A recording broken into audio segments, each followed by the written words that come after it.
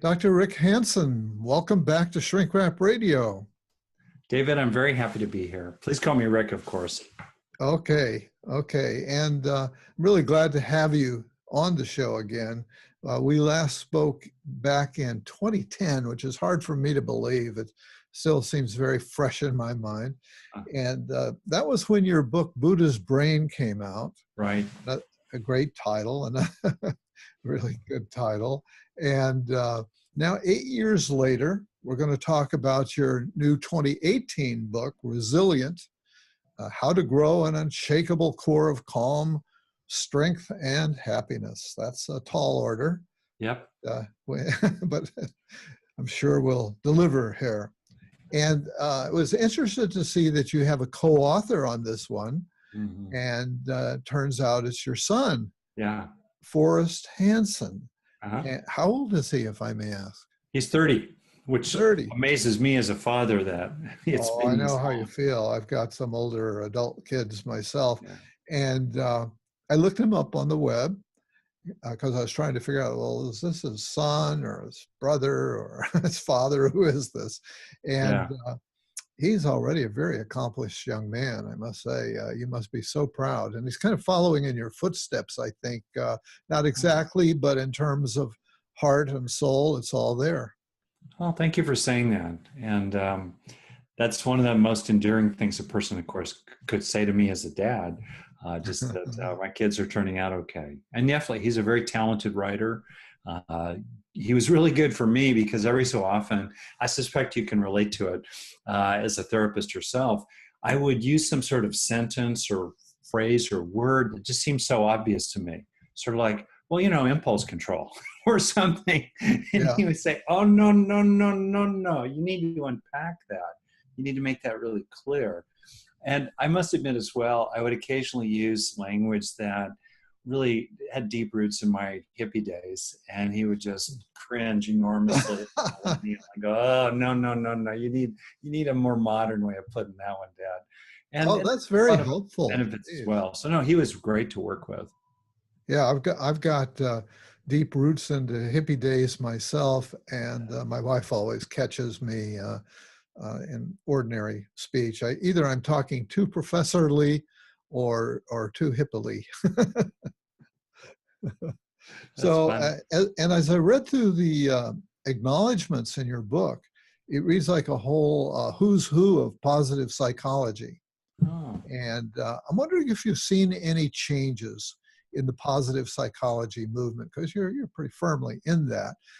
Since it was launched by Martin Seligman back in 1998. So have there been any twists and turns along the way? Has positive psychology, is it mutating at all? Well, so I think first we should be clear what we mean by positive psychology. And if you look back roughly at the last 100-year history of clinical psychology, so let's mark it with Freud as a kind of fuzzy beginning. And then we had on the heels of that evolving psychodynamic approaches, maybe even dropping Jung in that tree as his own certain branch. And then along comes behaviorism, and then along comes the human potential movement, humanistic psychology in the 50s. Maslow, Rogers, others like that. And that focus, certainly with humanistic psychology, was very positive. It was about more than from like -10 to 0, but it focused as well on self-actualization, as you know, 0 to +10. And also there was an interest in really important beneficial experiences, including positive, wholesome, good experiences between a client and a therapist. So there was no shortage of positivity in the humanistic psychology developments in the 50s, followed by the human potential movement in the 60s and 70s. So I think, I don't think Dr. Seligman, who has made enormous contributions, would claim that he somehow invented positive psychology. And also I should add that there's been a lot of research as well on humanistic psychology, positive states of mind, and so on. I think I'm really glad to hear, let me cut in. I'm really glad to hear you say all of that, because initially, really, he gave no credit to humanistic psychology.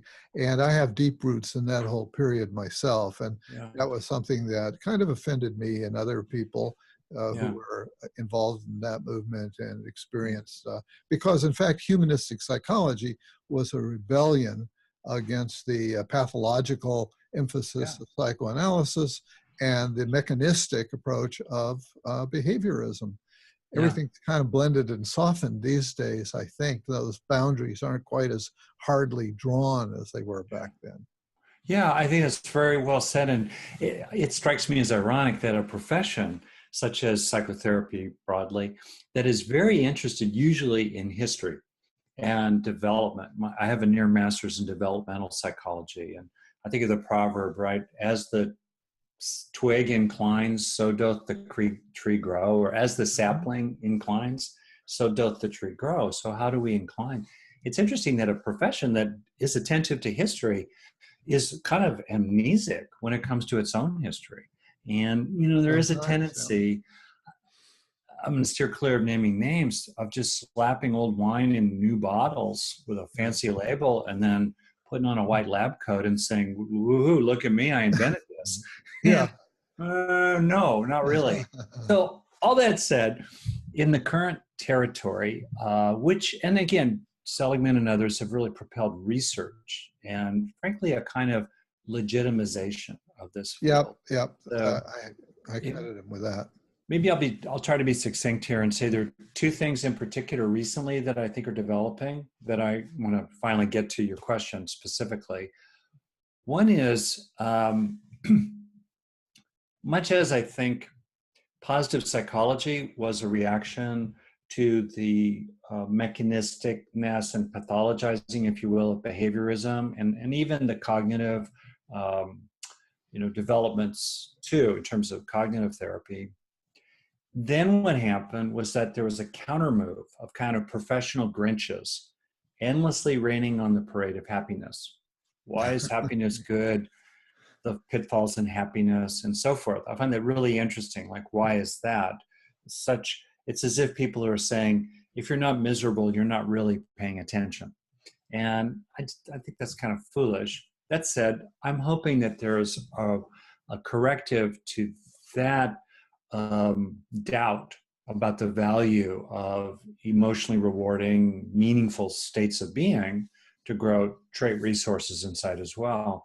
And I'm hoping that more and more people are really appreciating the incredible power for physical health, longevity, everyday functioning, recovery from trauma, resilience, coping, self-reliance, and happiness of emotionally positive experiences altogether. So I'm hoping there's more of an appreciation for that. And then the other thing that's very much in my own personal wheelhouse and related to the book, there is a lot of attention in the broad territory, let's call it, of positive psychology. And there's a lot of attention in related areas like mindfulness training, self-compassion training, coaching, character development. There's a lot of focus on two things: identifying your inner resources and using them. Great, really important. But there's been a startling omission of a third thing, which is really, really important, which is how do we acquire these inner resources in the first place? How do we actually become grateful, compassionate, gritty? How do we become securely attached? How do we develop executive functions? How do we become happier, wiser, stronger people?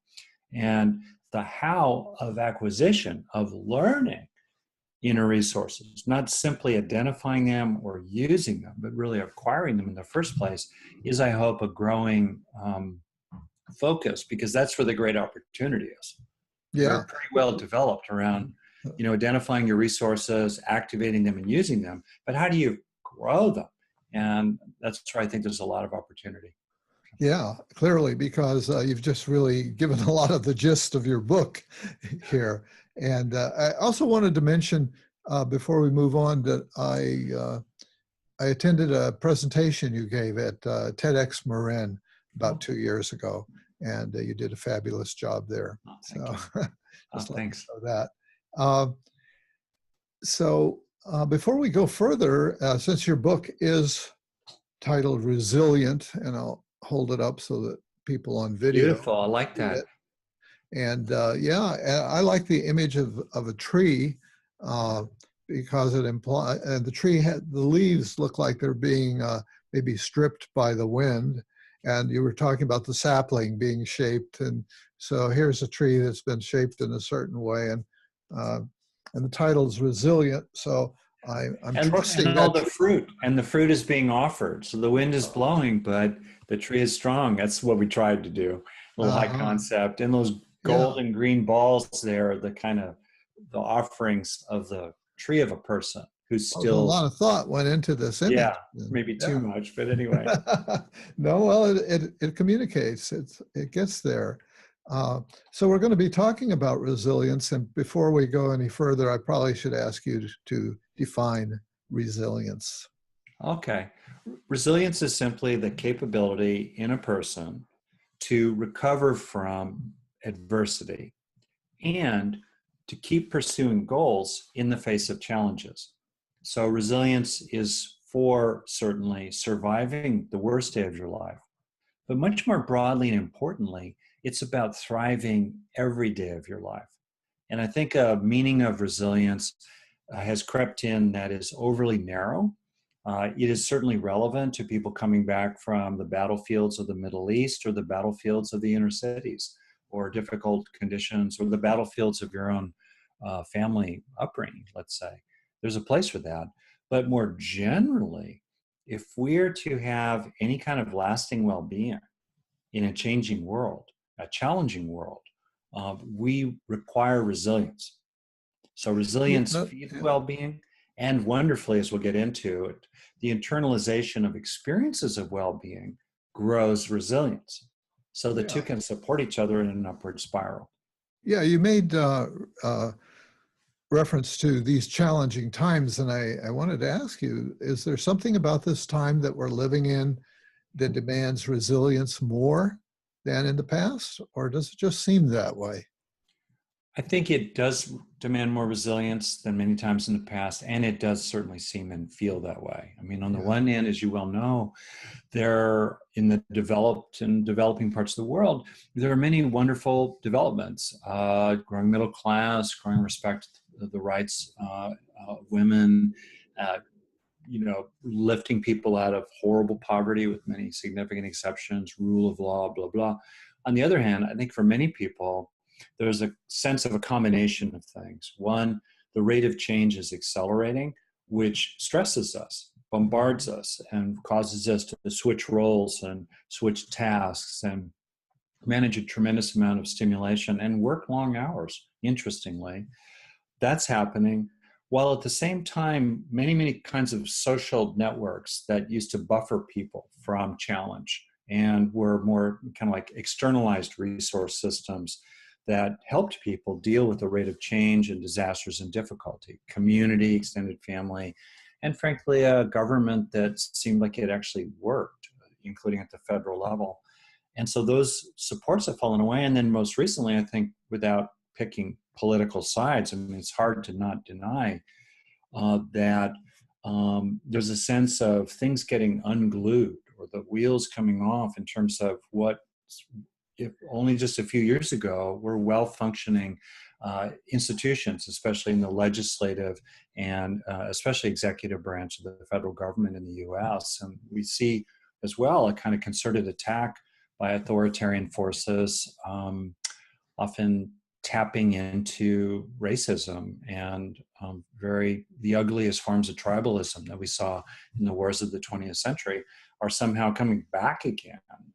Yeah, And not people are just in this using those country, to but just in the whole. attack what holds civil societies together. So all that's Yeah, kind of alarming. And I think that netted out, there's a sense of the cavalry not coming. So we're on yeah, our own. It kind of goes to self-reliance and yeah, rules and of for course that. those we see those same forces uh, and changes happening in Europe, and Yeah. our relationships with other governments are Uh, seems like yeah. we're at a particularly difficult Yeah. Yeah. place. So And if I could make a point from it, often people set up this false dichotomy between personal growth and social growth, or, improving the world, improving oneself. And of course, they go together. For people to stand together and stand up together and speak out together, which I think is more important than ever now, it really helps to be resilient inside. Because then if you grow resources inside yourself, as you become calmer, stronger, more confident, more able to connect with others, more skillful, then you're more able to take action that will help the world become better. Yeah, you point out that as we try to make things better, there are three primary places that we can intervene, if you will. One is our world, another that you refer to is our body, and a third one is our mind. And you suggest that it's really in our minds where we have the most leverage. Yeah. Let's talk about that a little bit. Well, I would say that because I'm a therapist. And I think it's true, and it's not either or. I mean, sometimes you can do things out in the world that are sort of a quick fix. You know, you can tighten down a faucet that's dripping at night and keeping you awake, or you can avoid a person, let's say, that's just nothing but a wrangle to interact with. And sometimes we can act quickly, but any kind of significant challenge in the world, it's hard to change it quickly. And meanwhile, we certainly can bring attention to where our mind dwells and help it dwell in places that are authentically beneficial, usually enjoyable, if not enjoyable, at least meaningful and useful. We can help ourselves do that. And then based on where our mind is dwelling, where our attention is resting, we can interact with the contents of consciousness in ways that are skillful. We can disengage from what's painful and harmful, and we can, in particular, my focus, engage content in the mind that's beneficial in such a way to help it leave lasting traces behind in the nervous system. In other words, so that we receive it into ourselves, filling ourselves up along the way, and gaining durable, lasting inner resources rather than merely a passing experience. Now, you're talking about inner resources, and you refer to that a lot. Give us some examples of what you mean by inner resources. Yeah.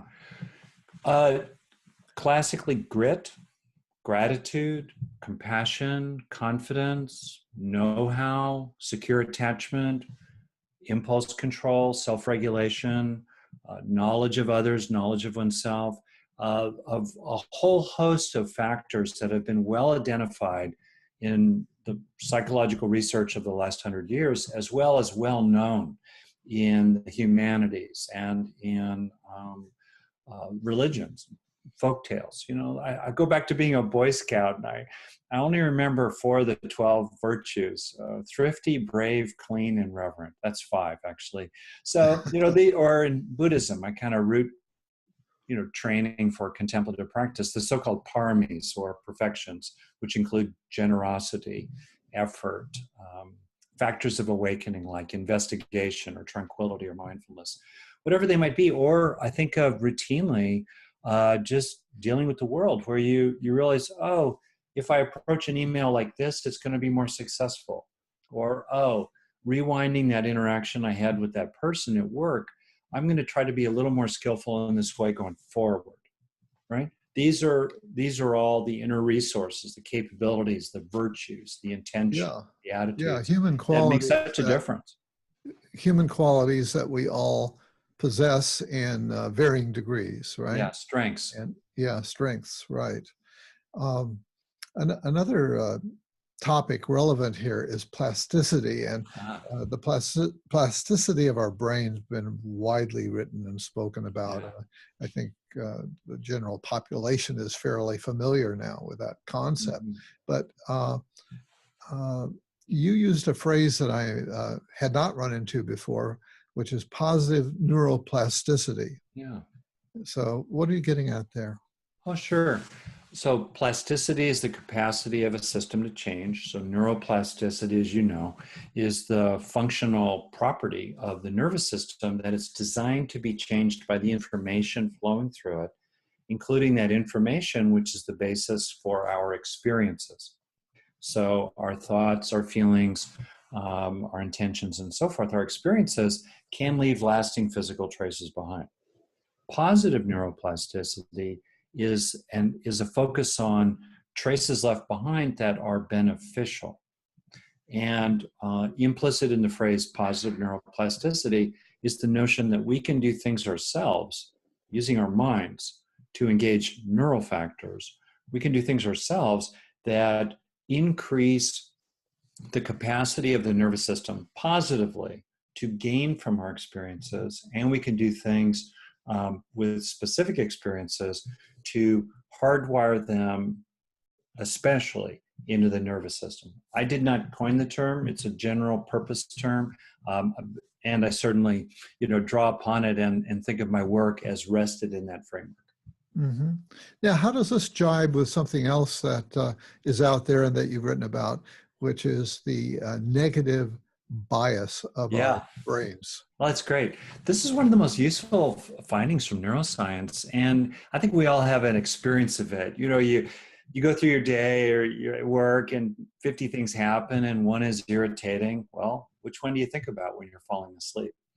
Right? And so there's a lot of evidence that the brain is, as I put it, like Velcro for bad experiences, but Teflon for good ones. And I love that phrase. Yeah, and it's true. And the reason for it is very designed in Mother Nature. It's a well-established scientific finding that the brain has this negativity bias, because that's what kept our ancestors alive in harsh, lethal, brutal conditions. Jump first, ask later. Once burned, twice shy. You have to get carrots like food, but if you miss a carrot today, you'll have a chance of one tomorrow. But if you're a little lizard 300 million years ago, or a mammal 200 million years ago, or a monkey 40 million years ago, or a Stone Age human 100,000 years ago, if you miss that carrot, boom, that predator, that aggression in your band, whack, no more, if you miss that stick, if you fail to deal with that threat, no more carrots forever. So we have a brain now that focuses on, bad news and takes it in immediately. And meanwhile, beneficial experiences, like a moment of accomplishing something, or a moment of relief, or recognizing beauty, or feeling close to another person, or realizing something inside your own mind, whoop, those beneficial experiences pass through us like water through a sieve. Well, meanwhile, the negative ones are caught. I think there's a real paradox right now for many of us. You talk about the bad news out there. Probably regardless of where you are on the political spectrum, you read the paper and there's a lot of unsettling stuff, or you pay attention to other media out there and there's a lot of really upsetting stuff. And I struggle at this point, and I know I have a number of friends who also have said that they've kind of closed down to reading the newspaper. They don't want to read the newspaper anymore. They don't like to watch the news because it's too unsettling, and they want to be in the positive space. What are your thoughts about how, on the one hand, we feel a responsibility, speaking for myself. Well, I can't close myself off from the world, the real world. I have a responsibility to be an actor there. That's one voice. The other voice is, but how much of an actor can I be? I'm just an individual person. Right. So there's I think that's an age-old question. My own personal opinion is I want to be informed. Also, personally, I'm extremely interested in what's happening. I feel like we're living in the middle of what will be an historically really important period, including, frankly, what we're learning about the attack by a hostile foreign power on the foundations of our democracy in the West, from Russian intelligence services, which then are taken advantage of and cheerled and cheered on by people that we thought were loyal patriots. Like, what? So the problem, though, is that history book, or that Tom Clancy thriller, is written a sentence a day. So we only get a sentence a day, and it's really quite fascinating, but unfortunately it's just a sentence a day. So anyway, for myself, I'm interested in it, but you're exactly right. I think it's easy to get flooded by it. And then the question becomes how to know just enough, while at the same time doing what you can. And action binds anxiety. As you know, action is a major corrective to learned helplessness. I think the forces of, I was going to say darkness, but I'm trying to move away from that sort of metaphor language. The forces of, I'll call it evil loosely, they want people to be disheartened and defeated and give up. Mm. And I think it's really important always to reclaim that agency for ourselves, to speak truth to power and, stand up. I've been in a men's group for a number of years, and one of the members of my group was very disheartened some years back and really spiraling down into depression, and he would talk about that, share that in the group.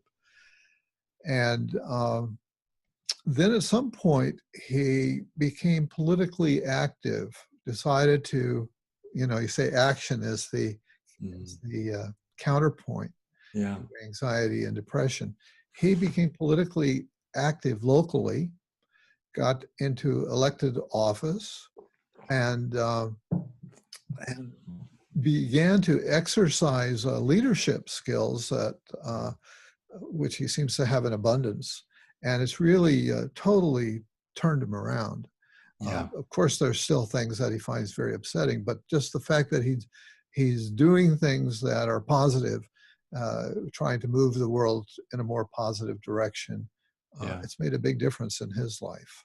That's right. And I know that you've been a meditation teacher, so these questions I'm asking you, I think are probably particularly important for you.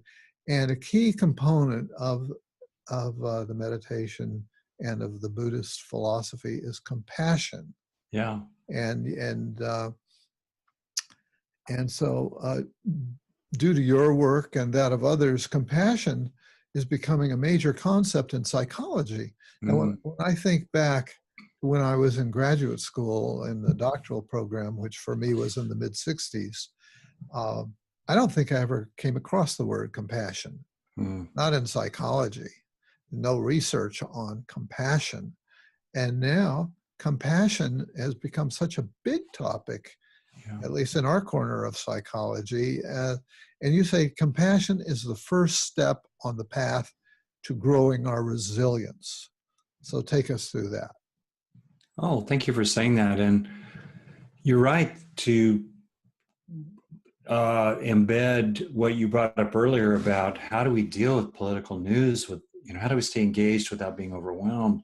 There's a very related notion in Buddhism about the integration or the balance of compassion and equanimity. How do you open your heart wide to the whole world without being flooded by it? And on the other hand, how do you stay calm and centered without becoming apathetic or disengaged, right? How do you bring them both together? So that's a major, major, major, major theme. And we're involved in balancing acts, right? Yeah. All these things we have to balance. Go ahead. I'm very interested in intersections. It's funny, like I live on the edge of wilderness, on the edge of open space. That's an intersection. Another intersection is where life emerged, probably on this planet. Where the land met the sea, or where volcanic vents met the ocean, deep inside the ocean. And in the same way, we live in a time in which there are these wonderful intersections of East and West, technology and spirit. And anyway, so I think those are really quite valuable, including the intersection of compassion and equanimity. So, sidebar.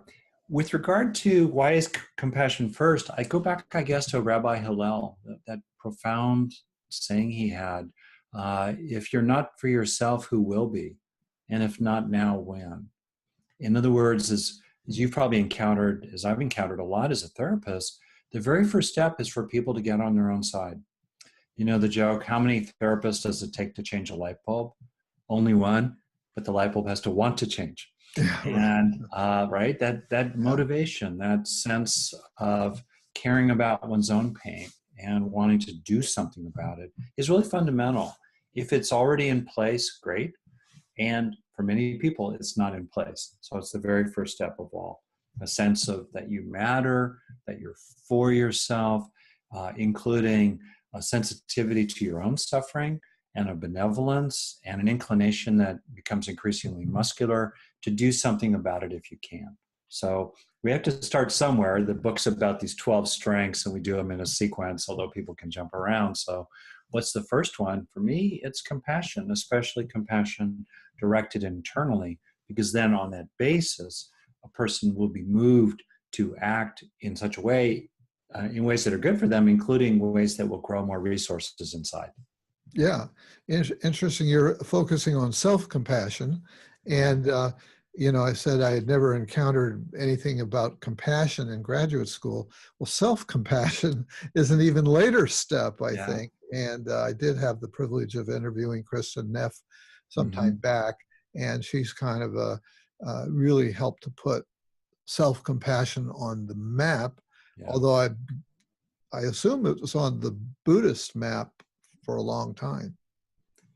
Yeah, and I think it's like we said earlier about developments in, say, positive psychology, often in our own way, we will authentically discover something for ourselves. And then as we explore it, we realize that something equivalent or very similar has been developed and talked about in a whole other tradition we didn't know about.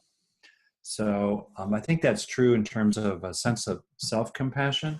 And I think it's also true that implicit in certain things in psychology, like the interactions between parents and children that can develop secure attachment on both sides, there is some notion that as children internalize compassion or internalize nurturance or healthy regulation of emotion or impulse, then there is an internalization of those introjects, to use that old psychoanalytic term, and then that becomes the foundation of being able to do that for oneself.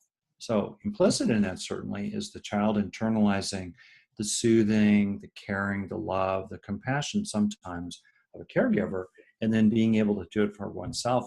But you're absolutely right. Until Kristen did her first studies on this around 15 years ago, there was no study on this very powerful internal mental resource of self-compassion, which, by the way, makes people tougher, makes them more resilient, makes them stronger, including reducing the likelihood of PTSD after a combat tour.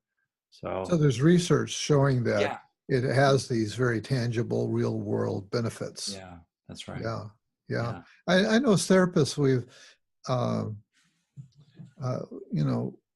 sort of been cheerleaders for people, just letting them know that they're too hard on themselves, and variations of that. And I know for a long time, before I ever heard about self-compassion or compassion,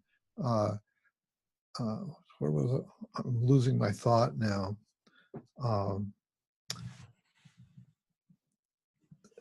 It seemed like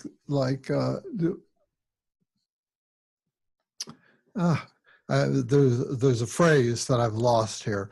But you'll edit it, and we're fine. Yeah, the idea that somehow people were not caring for themselves sufficiently. It'll probably come back to me at some point. Speaking of Buddhist concepts, mindfulness, of course, is another one that has kind of exploded on the landscape these days. But I get a sense reading you that you use mindfulness in a sort of a distinctive way in terms of what you would have us be mindful of. Well, that's interesting. Well, let's see. So first, as of course you well know, no tradition has a monopoly on any human virtue. So, and nor did they invent it. Buddhism did not invent compassion or self-compassion or mindfulness. That said, you're certainly right. As someone myself who's very interested in the teachings of the Buddha, which are almost all utterly psychological and very sympathetic to a modern, Western, pragmatic, empirical view. I find a lot of wisdom there. And in the original notion of mindfulness, it's simply sustained present moment awareness, period. And that sustained present moment awareness, which is easy to do for half a breath, but for 5 breaths in a row or 10, it's not so easy.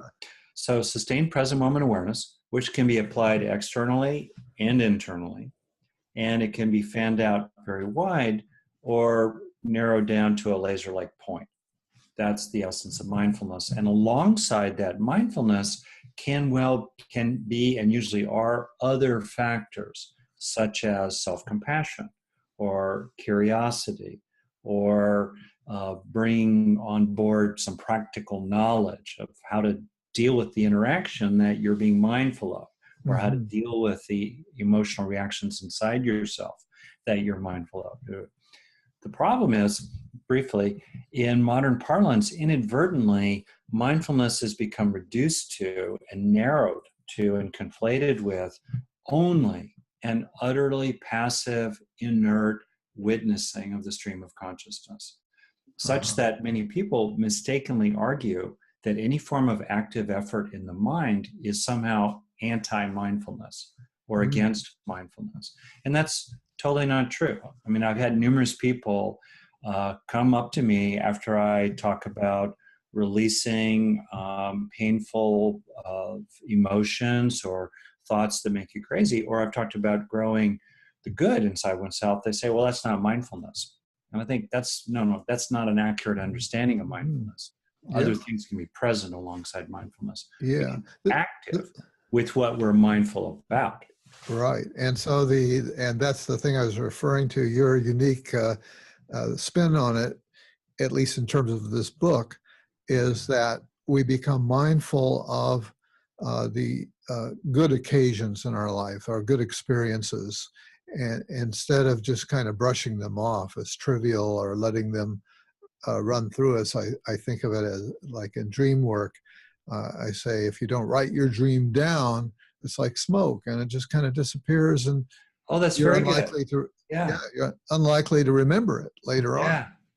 No, exactly right. And a couple things. So first, my own take on mindfulness is utterly consistent with the take on mindfulness you find in the early writings of the Buddhist tradition, the closest approximation we have to what the Buddha actually thought and taught, which has a strong emphasis on purification and cultivation, alongside a very strong emphasis on sustained real-time mindfulness and increasingly granular mindfulness on scales of time and space. You're more and more able to tune into very subtle nuances in experience or what's happening around you, as well as ones that are very quick and fleeting. So that's true. But you're getting at, and to build on that, you're getting at something exactly right. If we don't sustain attention to our beneficial experiences, they usually leave no lasting benefit behind. We don't learn from them. There's no durable healing or change of any kind. We don't acquire greater capabilities. We don't acquire, as you know, procedural learning, like know-how, including social learning of different kinds. So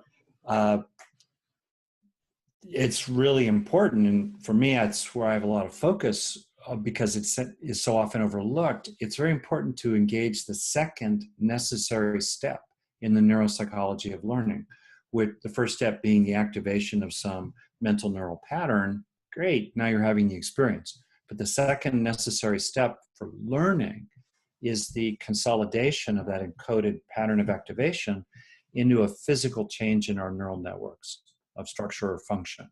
And without that physical change, by definition, there's no basis for memory. There's no basis for and that comes through a kind of rehearsal of the experience. It's one way. Right? Yeah. So what I'm interested in is, what are the factors that maximize the impact of that second stage of learning, the internalization stage of learning, and especially factors that are internal, because those are the ones under volitional control. Like, as you said, extending the experience or engaging different ways of relating to it, such as journaling after a dream. Or we can imagine something we want to internalize and rehearse it, as you said. These are all various techniques. They're great. And I didn't invent the techniques. They're all over the place, but they're rarely brought together in any kind of comprehensive and sustained way, such that a person themselves, over the course of a breath or two or three, in other words, over a dozen or 24 seconds, what can a person do themselves inside their minds to maximize the lasting beneficial impact of an experience? And to be clear, many of those experiences that we want to internalize are not particularly pleasurable. They're not unpleasant usually, but they're not like good experiences. They're a sense of how to be a little more skillful with your spouse or your teenager, or how to kind of lean away from a rumination or a resentment or a quarrel in your mind and instead move on to the next useful thing. Those are the kind of skills we can acquire. Or we might rest our attention on, a sense of remorse that's healthy about how we acted with somebody, and we take it on board. No, I'm never going to do that again. So for me, the real focus is pragmatic. What would be beneficial to grow inside a person? And then the way to grow it is in two necessary steps. Experience whatever you want to grow, and then internalize it. Help it leave lasting traces behind. It's brutally simple. It's wonderfully simple. Whatever you want to grow, you want to be happier, you want to be loving, you want to be more mindful, you want to be calmer, you want to be more willing to just go for it in politics. Why not? Well, you have to experience that. And then once you're experiencing that new thought or sensation or emotion or attitude or intention, you must take it in to receive it into yourself for any kind of lasting value. I find it's really haunting, David, as a therapist, how often I've skipped over that second step. Well, it's interesting because we both have roots in what was called the human growth potential movement. Yeah. And yet the way you're talking about growth now, it wasn't talked in quite those terms. No, I don't implicit. think. I think with time, it's like fine wine. I think it's. Oh, that's nice. It's kind of an idea whose time has come. Yeah, and it's kind of ripened. I think the great teachers and therapists and coaches and kindergarten teachers, all of them, use these mental factors in the second stage of learning with their students or patients or clients or friends or employees, and various therapies that are more somatically oriented or interpersonally oriented tend naturally to engage these mental factors of neuroplastic change, because that's what we're talking about. How do you maximize positive neuroplasticity, right? How do you, I think about those rat studies, right? How do you help yourself be a one trial learner? One trial down, this is the tunnel with the cheese, that's where I'm going to go, right? And so implicitly, these methods were present. I think back on all the experiential, intense personal growth workshops I did with people. Yeah, but it is shocking to me how people who are in the growth business have not systematically studied the how of growth, especially the embodied physical hardware basis for growth. Yeah, of course, we know so much now. Teach that to other people. Yeah, we've learned so much about the brain, and the whole neural perspective is kind of coloring and helping to shape our thinking. And I think there was a bit of an answer to the question of one trial learning, going back to those times. And what I would contend is that the magic factor is emotion, or an altered state of consciousness, and those two aren't necessarily mutually exclusive. So there were a lot of techniques developed during the human potential movement that were emotionally very powerful. And they might have been like a marathon encounter group, 24-hour encounter group. And that puts you through some very powerful changes that have the potential to re-encode your nervous system in some ways. That's really true. Yeah. And while I super appreciate those methods, there definitely were some casualties of those methods. And to commit to 24 hours of encounter group with or without your clothes on, or things like that, is a big ask for people. And what is really striking to me, given that we have a brain whose neurons are firing 5 to 50 times a second routinely, and a brain that is very rapid to learn if we help it, what's striking is the opportunity in our lives many, many times a day to take a dozen or 2 dozen seconds at a time. I say, take a breath or two or more, with the experience, to kind of marinate in it, to open to it in your body, to stay with it, to register what's rewarding about it in whatever way is helpful for you.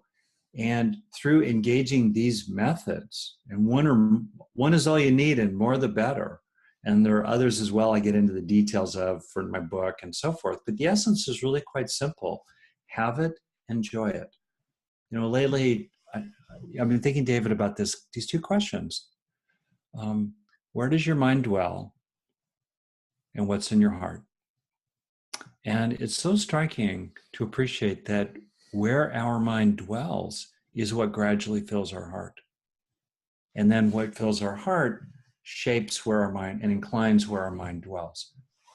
And that cycle is very often spun in negative ways for people. They dwell on negative things, that are beyond what's useful. They dwell in resentment. They dwell in self-criticism. They dwell in anxious rumination beyond the value that would be available there. And that gradually is what fills their heart. Stress and worry and a sense of helplessness, and, brittle, reactive, prickly. On the other hand, the opportunity is to see what's problematic while simultaneously looking for opportunities to dwell in whatever's beneficial. It may not be pleasurable, but it's still beneficial, functional, pragmatically. And then dwelling there, help it become a part of you. So that at the end of every day, you're a little stronger, a little wiser, a little more loving, a little happier than when you woke up in the morning. That's our opportunity every day. And I don't care who's in the White House. I don't care who you're living with or sleeping with or who your parent is or who your boss is or what happened in your past. No one can defeat anyone who wants to learn and grow in that way every day. Mm-hmm. Wow. Coming back to my real world a little bit, given all your work on mindfulness, I'm curious if you ever experience absent-mindedness that seems to come with age. For example, I poured orange juice on my oatmeal instead of in the glass. I put lunch meat in the freezer instead of in the lunch meat drawer. Yeah. Right. So is it possible to be skilled in mindfulness and still be absent-minded? I think so. And, as we age, and I'm in my 60s now, as we age, you're right. There are these normal losses in a sense of executive function. You're describing a loss of, metacognition, self-awareness. And I know what you're talking about myself. Sometimes that is an early sign of a progression into significant cognitive decline. It's worth paying attention to. And it's just a real just kind of detail here. I'm a mental health person. That said, there's new interest in things that people can do, particularly related to reducing inflammation in the body, that can help protect the brain against cognitive decline, including dementia. That said, one of the best ways, I think, to deal with these kind of losses of executive function and metacognition is to practice mindfulness, especially those aspects of mindfulness that are about concentration, it's called, steadiness of mind, where we just say, nope, I'm going to pick a stimulus object, a word, a body sensation, like the sensation of breathing at the upper lip, maybe an emotion like compassion, and I'm just going to lock onto it. I'm going to dwell there muscularly. And that's my practice. And so it's like you're either lifting the weight in the gym or you're whining about it. You're either locked onto the object of attention, like the sensations of breathing, or you're off and you come back. And that focus on steadiness of mind is the traditional first step before going into open awareness, which is now, unfortunately, classically taught as the beginning. Well, I think it's better to focus on steadiness of mind, especially in our ADD kind of culture, as a bit of a corrective there. That training in steadiness of mind is a detail, like staying with the sensations of each breath for 10 in a row, and then trying to do 9 more 10s, 10 10s, 100 breaths in a row. It's a serious achievement to be able to do that, including counting them as you go. That kind of training in concentration, I think, can help as we age. Okay. Okay. You say there are three basic needs: safety, satisfaction, and connection. And I Yeah. liked your discussion of the red zone, the green zone versus the red zone when it Mm. comes to getting our needs met. Yeah. Tell us about the green zone and the red zone. Sure. Well, like we were saying, there are these fundamental ideas in psychology that I think the field sort of drifts away from and then suddenly rediscovers, but it's a really traditional idea. Need, meeting of needs is very grounded in our biology. Animals need to meet their needs. And if you think about it, resilience is what enables us to meet our needs, and well being is the result of the experience in the moment of a sufficiency. It doesn't need to be perfect, but there needs to be an adequacy of needs being met. So understanding our needs is useful in part because it gives us a framework in which we can identify the key psychological resources that would be usefully matched to particular needs. So a classic model that others have used as well, and I've kind of developed it, is the notion that we need to be safe, satisfied, and connected. These are umbrella terms. And that's achieved broadly through avoiding harms for safety, approaching rewards for satisfaction, and attaching to others for connection. These, again, are fairly familiar ideas in psychology. So now we have these three overarching motivational, regulatory processes occurring in our body, headquartered in the brain, that avoid harms, approach rewards, and attach to others. We don't have a choice about that. We also don't have a choice about the ways in which how those systems operate are shaped by the three-stage evolution of the brain with its reptilian brainstem, mammalian subcortex, primate human neocortex, loosely related to safety, satisfaction, and connection. Or as I put it, we all have inside ourselves a little inner lizard, mouse, and monkey. We don't have a choice about that. Our only choice is how we go about meeting our needs. Do we meet our needs on the basis of a sense of deficit and disturbance, something missing, something wrong, triggering an alarm, a stress response, fight, flight, freeze? Do we be safe through fear and anger? Do we be satisfied through frustration, disappointment, addiction, and drivenness? Do we be connected through borderline forms of object relations, insecure attachment, clinging, domination, us against them, tribalism, right? Or do we meet our needs for safety on the basis of an internal sense of calm strength and capable coping and a kind of relaxation in our core? That'd be the green zone, and the other green one's the zone. red zone. So that's the first thing. Thanks. Red zone, problematic, useful in the short term sometimes, that burst of stress, but not Mother Nature's plan as a way of life, even though it's become one for so many people. Chronic, mild to moderate stress, uneasiness, tension, frustration, irritation. Flip the other way, though, it's remarkable to appreciate that stressors do not need to equal stress. Whoa. Just because there's a challenge doesn't mean we need to deal with it from the red zone. We can actually deal, like I was saying, with safety threats or physical pain, feeling really resourced with calm strength. Same with satisfaction. We could feel really resourced with a sense of contentment already, gratitude, gladness, accomplishment, and lots of know-how, including how to aspire without getting attached to the results. And we can deal with relationship challenges with a sense of kindness and assertiveness already present inside ourselves, and a quality of lovingness and forgiveness already inside ourselves as we speak truth to power and deal with issues with other people. We haven't used the word choice, but choice underlies what you're talking about here. And the mindfulness is, the trick is to be mindful enough to realize that you're at a moment of choice. That's really true.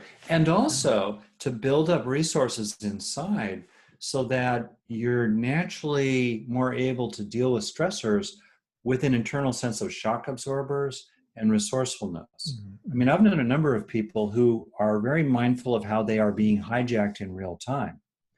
Well, that's better than being mindless, about being hijacked and upset and inflamed and enraged and alarmed in real time. But that's not enough.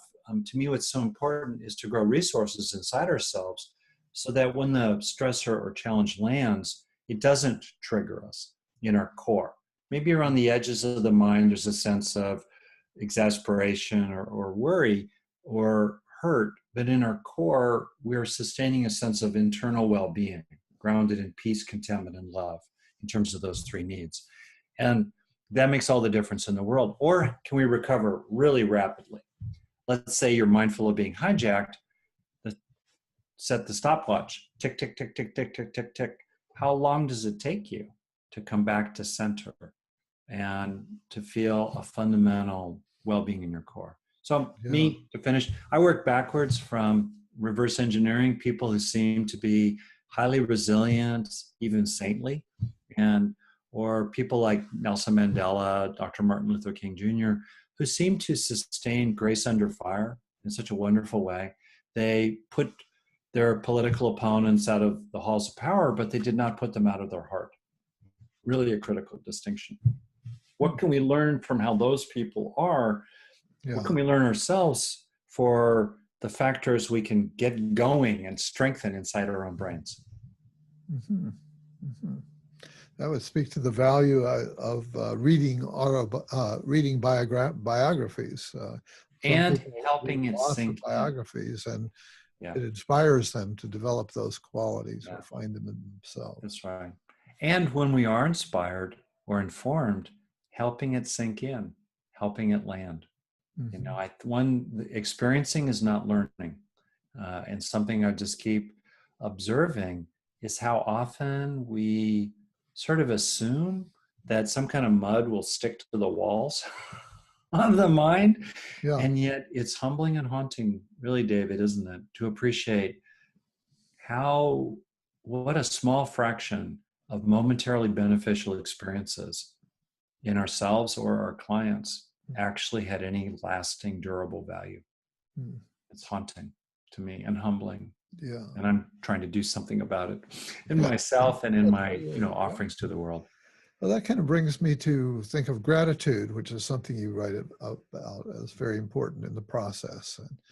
And it seems like the practice of a gratitude journal, for example, is doing just what you're saying as a way of sort of getting the good mud to stick to the walls. Yeah. I think you're right. The journaling sustains engagement. You know, a lot of the factors of learning, especially social emotional learning that we really care about, a lot of those factors have to do with sustaining an experience. Journaling does that implicitly, automatically.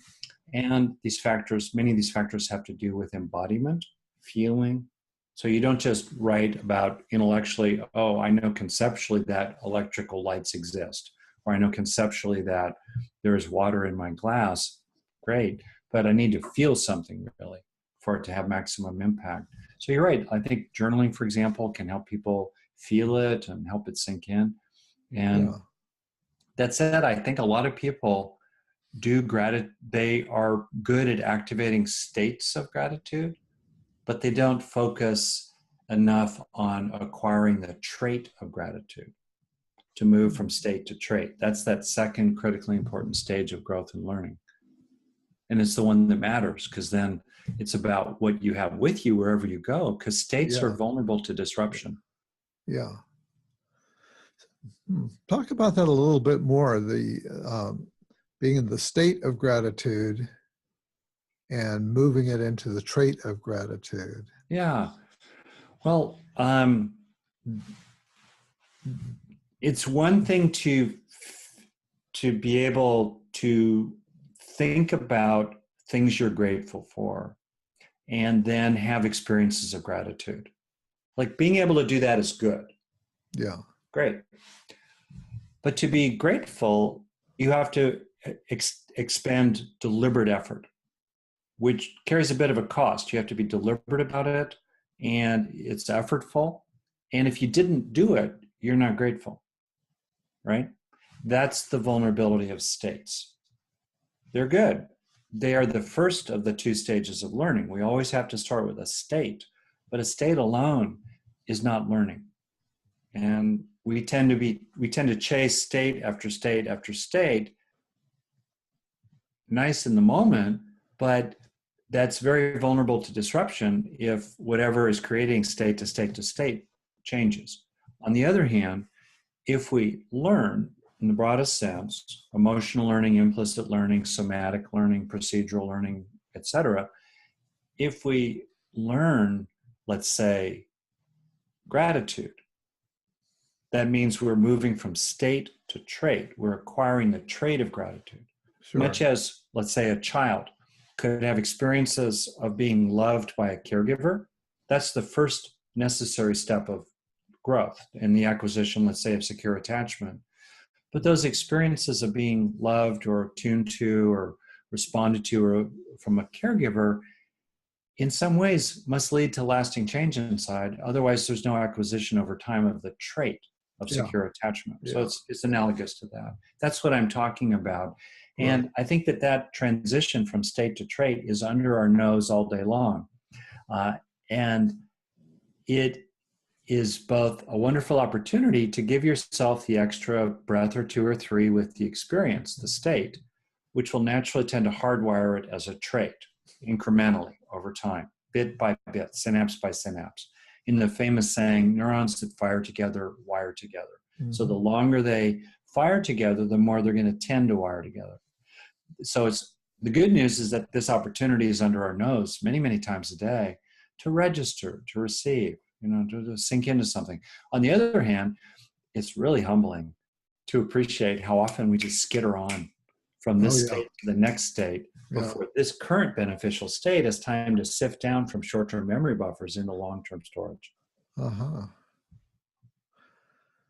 This might be a good place for us to leave it. I mean, that's a powerful thought right there for us to meditate on.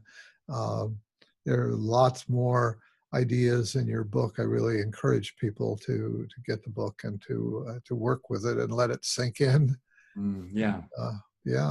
So is there anything more that you'd like to say to kind of wrap things up?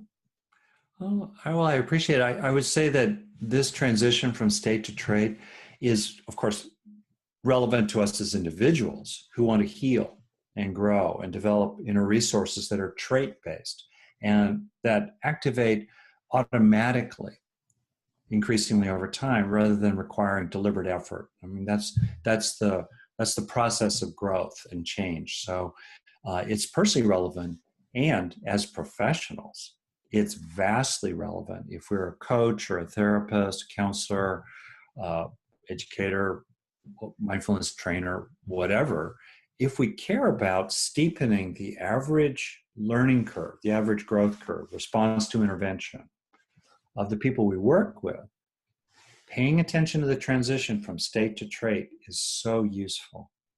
And also teaching people what they can do inside their own minds to maximize their own gain from therapy or coaching or that mindfulness class they're taking, or really cross-cultural, multicultural sensitivity training in a corporation, whatever it might be. Talking with your partner. If you're in therapy with your David or Rick or some other therapist, learning how to help yourself learn as much as possible from the experiences you're having is a wonderful gift to our clients.